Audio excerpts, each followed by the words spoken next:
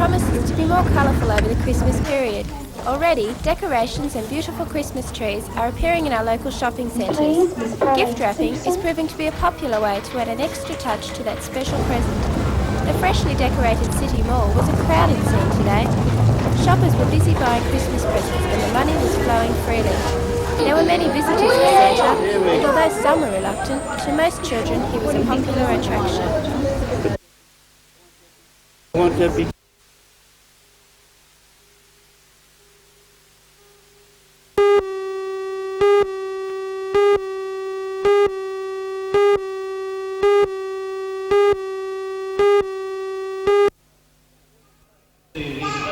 Former state cricketer and district captain Michael Hill was guest of honour at the ceremony. The major award selected by the committee was shared this year between two of the area's outstanding sporting prospects. Wallsend High's Chad Stevenson, who is fast becoming a household word in state athletics, having won the Queen Elizabeth Trophy 2 years in a row for performances at the CHS state titles. The other, Terry Dolling of rugby league fame, is currently touring with the Australian schoolboys to Britain.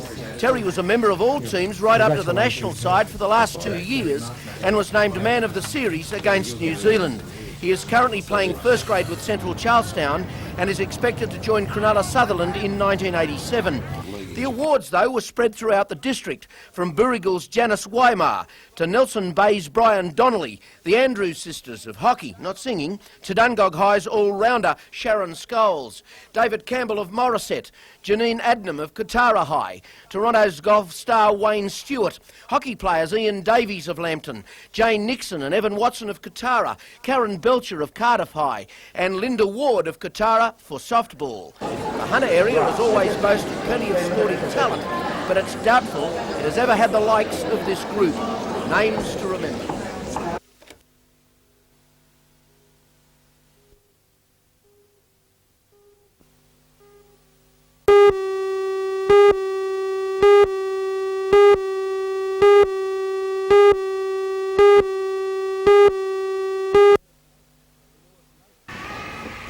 The ordination ceremony was performed by the Bishop of Newcastle, the Right Reverend Alfred Holland. The youngest man ordained was Reverend Donald Kirk, who celebrated his 25th birthday today. He will continue in his present parish of Charlestown as the assistant priest. The oldest and possibly the best known is the Reverend Noel Spore, a former rugby league referee who controlled 12 grand finals. 33-year-old Reverend Rodney Moore became a Christian at 21 and had been a heroin addict and a member of a bikie gang. He has worked in the Hunter as a social worker and is presently the curate at Wallsend Parish. Two other 33-year-olds were also ordained. Canadian-born Reverend Bruce Perry will continue serving in the parish of East Maitland, while Reverend Stephen Powter will remain as assistant priest in Cessnock.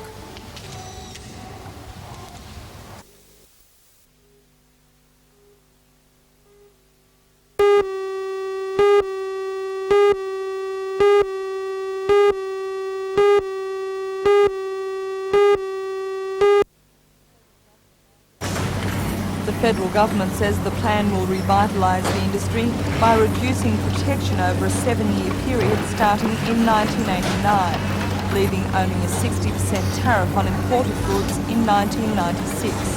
The government also intends to provide a $200 million assistance package for retraining of workers, and if the rate of employment in the industry falls below 80% in that period, the government says it will review the situation.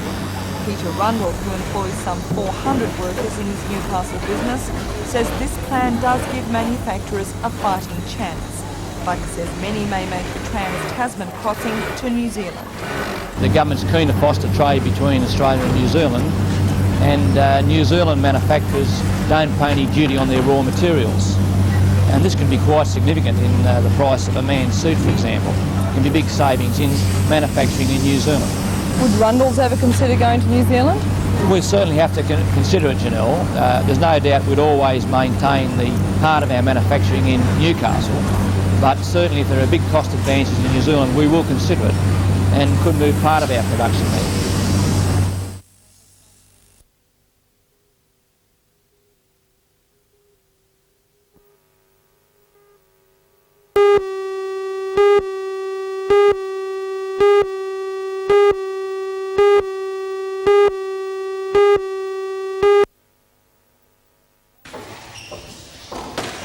At the end of the second rubber, Central Coast was leading Charlestown. Paul Daly of the Central Coast had the edge over Charlestown's Peter Sanderson in the Apricot in the first match of the final. After a tense struggle before a packed gallery and some fast play, Daly emerged the victor, winning 3-2. In the second rubber, Andrew Ollier, again of the Central Coast, defeated Charlestown's Rob Hardy 3-1. The third rubber between Bob Pratt of Charlestown and John Stevens of the Central Coast is currently being played. The Super Squash tournament is the top grade in the Newcastle district. Charlestown and the Central Coast teams have played 16 matches in the lead-up, including semis and finals, and it now looks certain that the Central Coast will take out the Tui's title.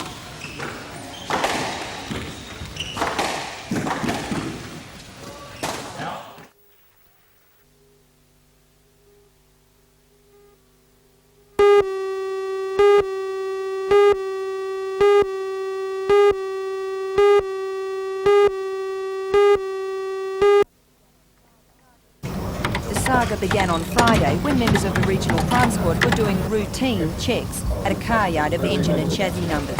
At one car yard, they found this Ford Laser, which had no chassis number or identification and compliance plates. Registration plates had also been removed, and we saw that the chassis number had been ground from the wheel tower where it's normally located. That area had also been resprayed. The engine in that particular vehicle had been restamped to resemble one of the wreck. Further investigations revealed a large-scale operation which led them to this shed near Curry. Here, police discovered 6 other vehicles which had been reported stolen. The cars included Ford Lasers, Telstars and this Toyota Hiace van. The van had these 3 engines in it, 2 of which are believed to be stolen, while the third is thought to be an engine from a crashed vehicle, which was to be used for its chassis and identification number. Our investigations then centred around a shed out in the western area near Curry. That shed was then watched by police overnight, and in the early hours of the morning we went in there and found that shed full of stolen motor vehicles.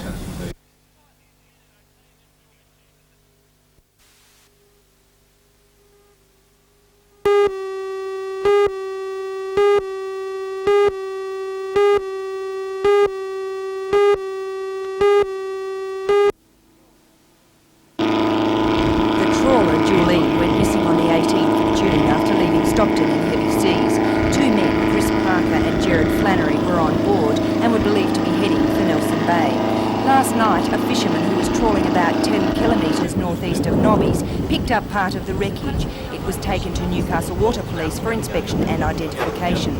Today, the fisherman, Lawrence Reeves, skipper of the Yesabar 2, recounted how he came upon the wreckage. As we turned to go into the southwesterly direction, we felt a bump and the boat slewed to the south, which I thought was only a piece of rock or a log. As the boat slewed, I said to the boys, I said, "What's that?" I said, "That's nothing." He said, "It's just a bit of rock or might be a little bit too wide." So it more or less straightened up and just kept going on a southwesterly course, and we went for about another 20 minutes and we decided to winch the net to make sure that everything was intact. But as the net broke the water, we seen this object fastened to the port side of the net. And what? Police divers will arrive in Newcastle tonight and will begin diving in the area at first light tomorrow. They'll be diving to 15 fathoms looking for the rest of the boat, for bodies and for any clues as to why the trawler may have sunk.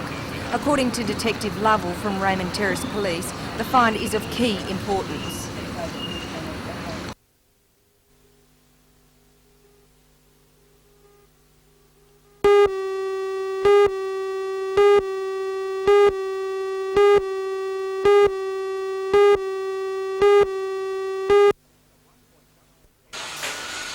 It's a $1.1 million computer-controlled bundling machine built under licence to a Finnish firm by Tubemaker's own workforce. The bundler was finished on time, within budget, with the agreement of all unions affected, and as an added bonus, it worked perfectly first time.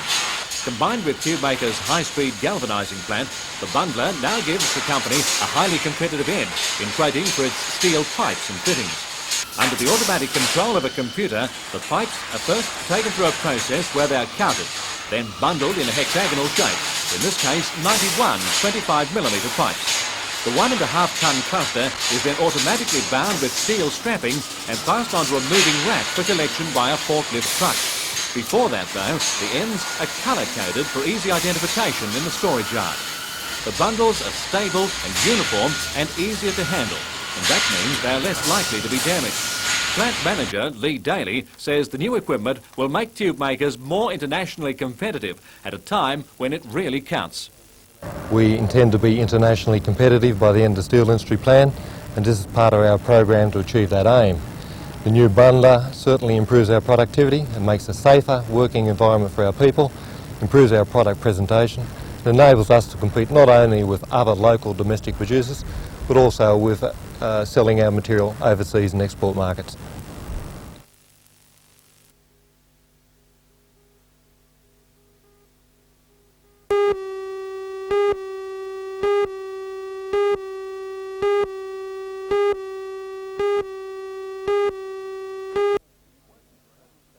The working group was appointed in 1985 by Planning and Environment Minister Bob Carr to recommend any action, including legislation, for wilderness protection and management. The group has earmarked 36 areas in New South Wales which could be considered wilderness.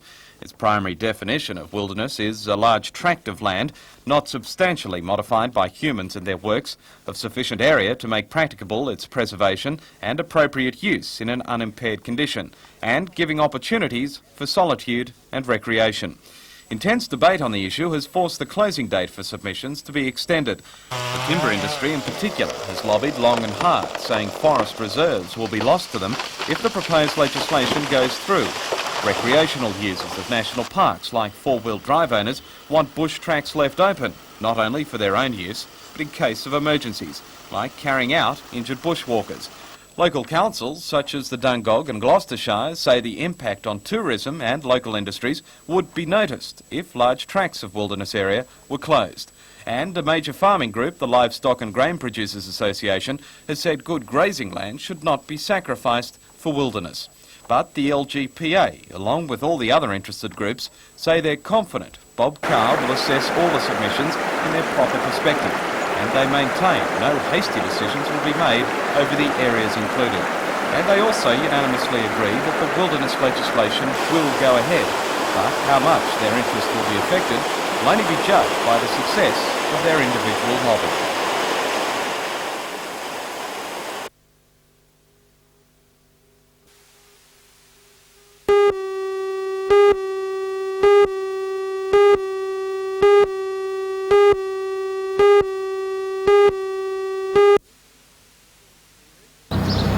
In recent times, the sport of tandem cycling has become a major competitive one for blind sports people. 26-year-old Bill Connolly has picked the sport as the one he wants to make his mark in next. He's been training for a month now with Rob Hadley, and the pair are confident they'll pick up a medal at the Blind National Cycling Games in Victoria early next year. Bill is no stranger to excelling in top-rated championships. Last year he finished second in able-bodied competition in the State Weightlifting Championships. He's also won medals in the Blind National Athletic Games in javelin and shot put. But now Bill's mind is set on a good performance in cycling, and he's putting in 200 kilometres a week in training. If Bill finishes in the top 5 in Victoria, he'll qualify for a trip to France and a chance in the World Blind Cycling Championships.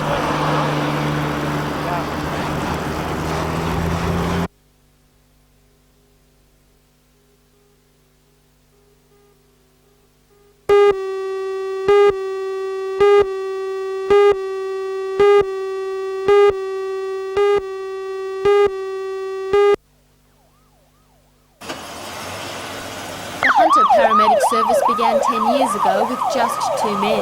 Now the service boasts a fully trained force of 25 who look after the entire Hunter region. They work closely with the intensive care units of the region's hospitals, and the specialists there play a major role in paramedic training. Yesterday, Newcastle paramedics presented a plaque to the hospital commemorating 10 years of cooperation and teamwork between the two units. The officer in charge of the Hunter paramedics, Ron Doherty, says despite the number of lives now saved due to the joint efforts of the paramedics and the intensive care professionals, they still rely on the public to help them do their job. There's nothing that we can do as advanced life support officers unless the public does basic life support to help us as well. What are the main...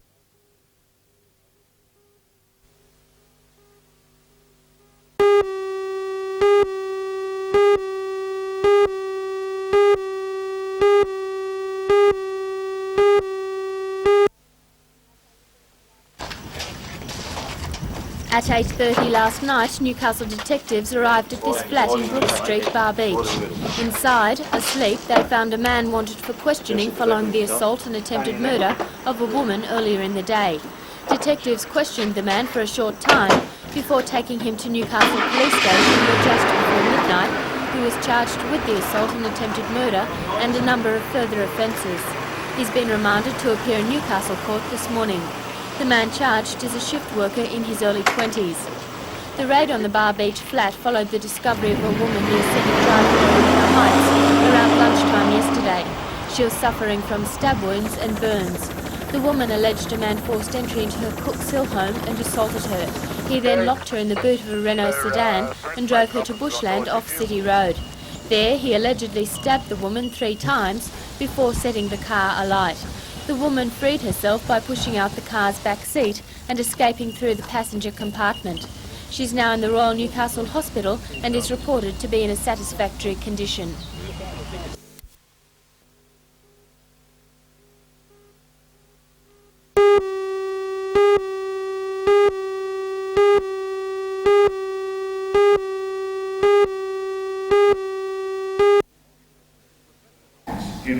Professor Nossel was delivering the inaugural memorial lecture in honour of Sir Macfarlane Burnet. Burnet is considered one of the world's foremost immunologists, with a long history of achievement through the Hall Institute in Melbourne. He pioneered work on the influenza virus, polio and herpes. Many of today's vaccines are indebted to his early work. Professor Nossel was a student of Burnet's and succeeded him as the director of the respected Hall Institute. He's been attending this week's conference in the David Madison building in Newcastle and was impressed at the quality of papers presented. But he urged scientists to take a higher profile and to communicate their ideas better. You know, science isn't anymore a playground for gifted amateurs, as it might have been in the last century. It's now a very expensive activity, and quite apart from the imperative need to continue fundamental research and the search for truth, we also have a need to use science and technology to improve Australia's export performance. And is immunology an area where we can do that? Very much so. Immunology is one of the very strongest sciences in our universities and institutes, and it's also a very practical science. It has been so since the days of Louis Pasteur, so that new vaccines and new treatments coming from immunology might create a new industry here in Australia.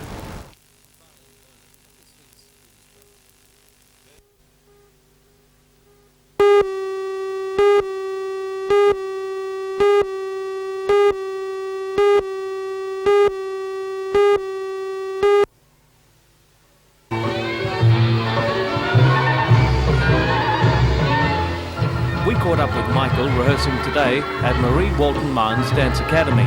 The troupe is preparing for its annual recital at the Civic Theatre later this month. Up until a few months ago, Michael was a full-time student at the College of Advanced Education. Then he decided to take up ballet full-time and has gone from success to success. He won a gold medal in the Matara Eisteddfod and now has been accepted into the Australian Ballet School for a 3-year course in Melbourne. But just how did Michael get interested in ballet in the first place? I discovered dancing. I fell in love with a girl that was doing dancing, and to make her notice me, I took a ballet class, and within 2 one-hour lessons, I liked dancing more than the girl. His teacher says it's unusual to start a dance career this late, but that Michael has a strong will to succeed. Truly, Michael has put in probably about 3 years in that 8 months. He's often been here before I've arrived at 7 a.m, been practising, comes in on a Sunday, puts a lot of time in. So that dedication's paying off? Definitely, yes.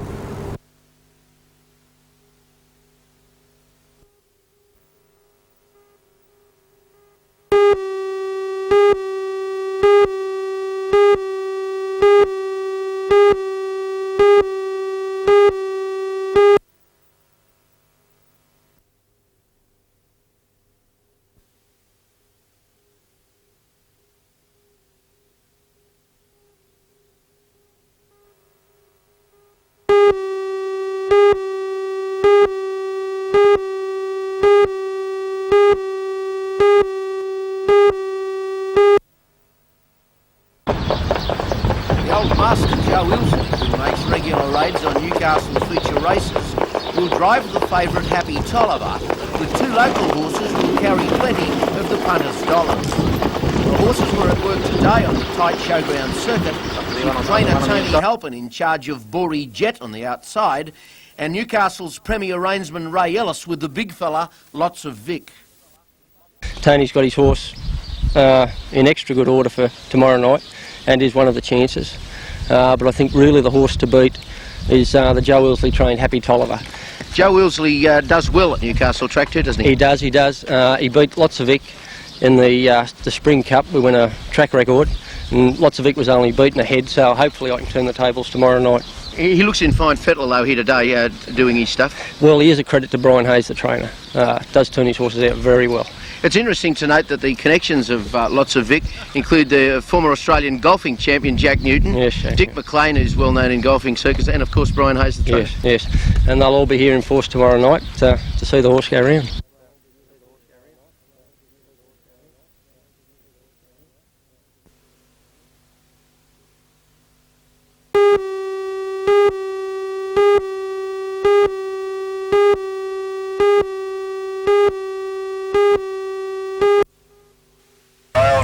When the public needs help, the SES is almost always there. The organisation has been a familiar part of the rescue scene for many years, but its operations are now being reviewed. At the City Hall today, SES controllers and senior staff from the Lower Hunter Division discussed how best to utilise their limited resources.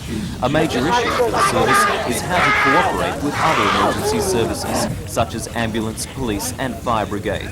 Pro-Director Lance Sturton said that despite the growth in the number of emergency services, the SES still has a vital role to play. So I would see a very continuing role for the SES within the organisation of emergency services in the community.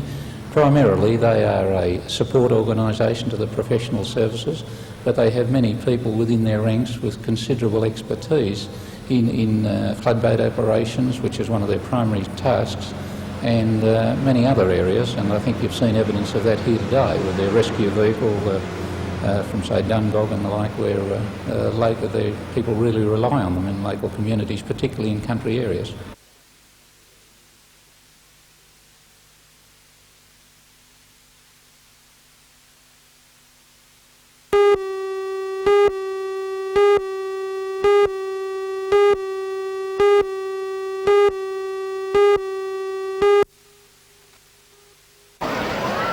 More than 200 swimmers from throughout the region were competing in the championships at Lambton Pool. Competitors had come from as far away as Dungog, Muswellbrook and Scone. There was also a large contingent from local Newcastle and Maitland clubs. Events were held for men and women from the 8 and underage group through to the Opens, and in all there were 70 events. 3 records fell today, and all were set by swimmers from the Hunter Club at the Junction. Matthew Bartlett and Philippa Reeves broke the under-9 breaststroke records in boys and girls respectively, while Peter Watts broke the under-13 boys freestyle record. Among the large field were several Australian medallists, including Diane Meslick and James Godfrey, and state medallists, including Cameron Greenaway, Simon O'Neill and Kathy White. Most of the region's top divers also competed at the pool in the District Diving Championships.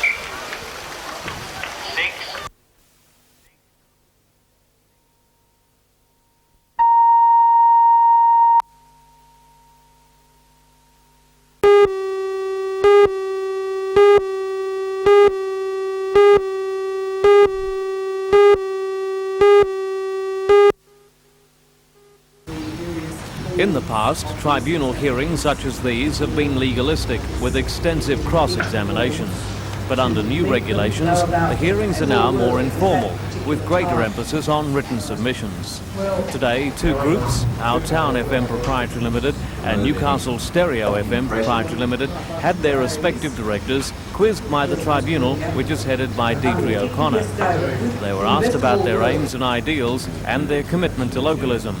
The tribunal is anxious that there is local ownership and a strong local content in the station's programming. But the AM stations are unhappy with the government's introduction of FM licences. They claim it's a government-sponsored monopoly on technology. It's a bit like saying that you can't use computers because they're new, and the new operator's got to have the new technology, and you've got to compete with them with the older technology. And that I find a little bit galling, and that's really the view of the AM stations. Give us the same tools and we'll compete with anyone. Doesn't matter how many stations. The tribunal hearing will continue in City Hall for the next few days, with the public welcome to attend. The tribunal is not expected to make up its mind on the successful applicant before at least February next year. And even then it could take 6 to 12 months before Newcastle's new FM radio station is on air.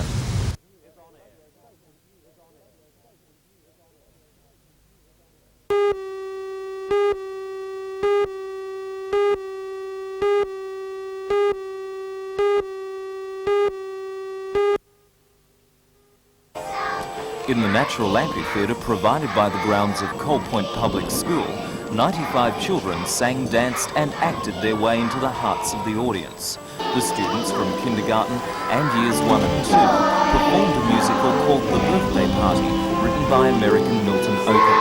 It tells the story of a girl and a boy, played by Amanda Leslie and Ben Gibson, who arrive at a birthday party and find presents but no people. They open each box and out pops a series of surprises that make it clear that this is the birthday of Jesus. This was the first Christmas pageant staged by the school, but because of its success, the school hopes to have a similar show during the 1987 festive season.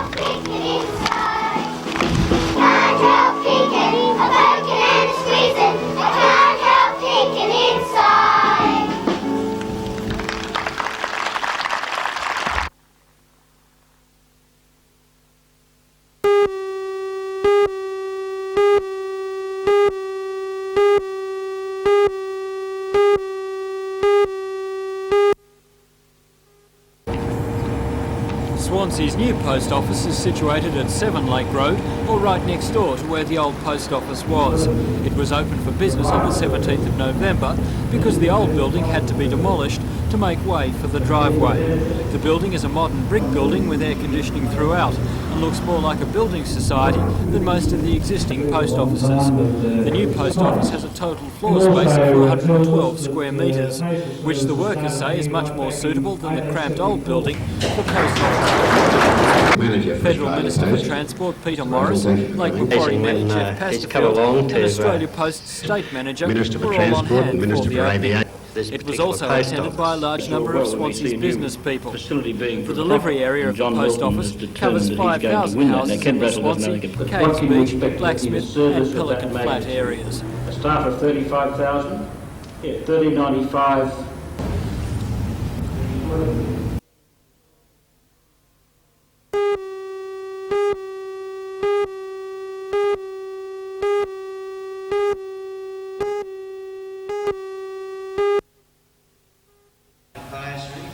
General nursing certificates were presented to 51 graduates, while 9 registered nurses received certificates for post-basic training in intensive care, renal and transplantation nursing. The occasional address was made by the Director of Nursing at Sydney's Prince Henry Hospital, Mrs Joan Englert. General nursing graduate Peter Hudson recently turned in the best performance by Hunter Valley candidate in the Nursing Registration Board examinations. His success follows that of 2 other Royal Newcastle graduates who topped the state earlier this year in an equivalent exam. One of the highlights of the evening was the naming of the RNH Nurse of the Year, which was awarded to Lisa Kett. The ceremony was the penultimate graduation of RNH-educated general nurses, with only 35 remaining to complete their studies. While the general nursing graduates will come from courses at colleges in the future, post-basic courses will continue at the hospital's Nurse Education Centre.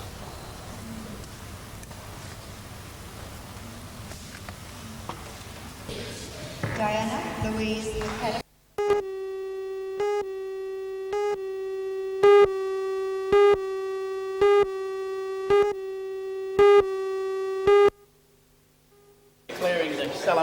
The first stage of the Salamander Bay Commercial Centre was officially opened by Port Stephens Shire President, Councillor Roy Taylor. The centre has the biggest chewy supermarket in Australia, as well as 32 specialty shops and professional suites.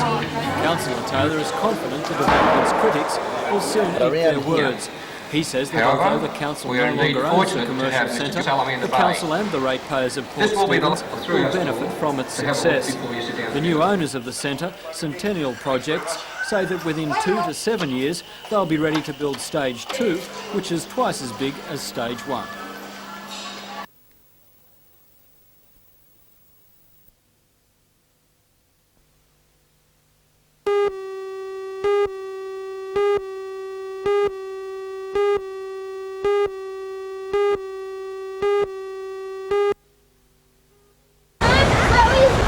The Newcastle junior representative team has been a strong contender at the titles over the last 3 years. The team has finished second the last 2 years, and in 1983, Newcastle won award this year's team, which is the 40 best competitors from this branch. Yesterday afternoon at Nobby's, the team members were going through their paces in the final training session. The workout was the culmination of 3 weeks hard training for the weekend titles. The team features several state champions. Big things are expected in the water from Fingal Bay's Hugh Bond, Troy and Ty Dalka, and Swansea Belmont's Drew Blatchford. Concentrate. On the beach, Merryweather's Andrew Lydiard and Shane Harris are expected to lead the way. The team will compete against 11 other branches in Wollongong, and the state team for the Australian titles will be selected out of the weekend competition. Jog back, come on.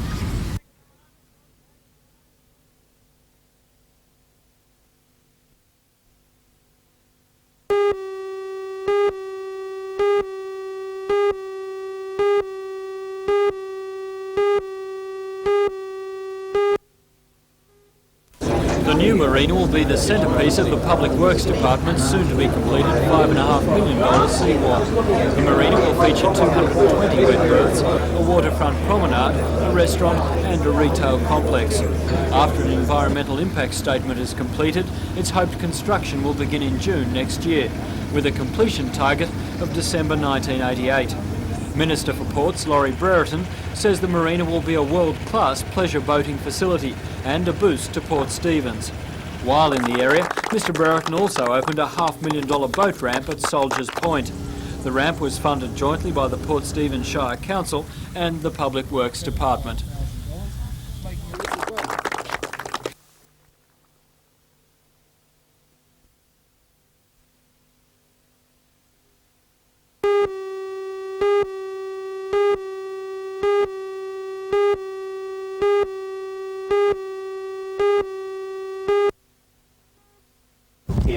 At last Thursday's Shortland Electricity Council meeting, the delegates voted to allow their employees to take the half day if they make up the hours on other days. On Tuesday night, however, the Newcastle City Council decided to give their workers the half day.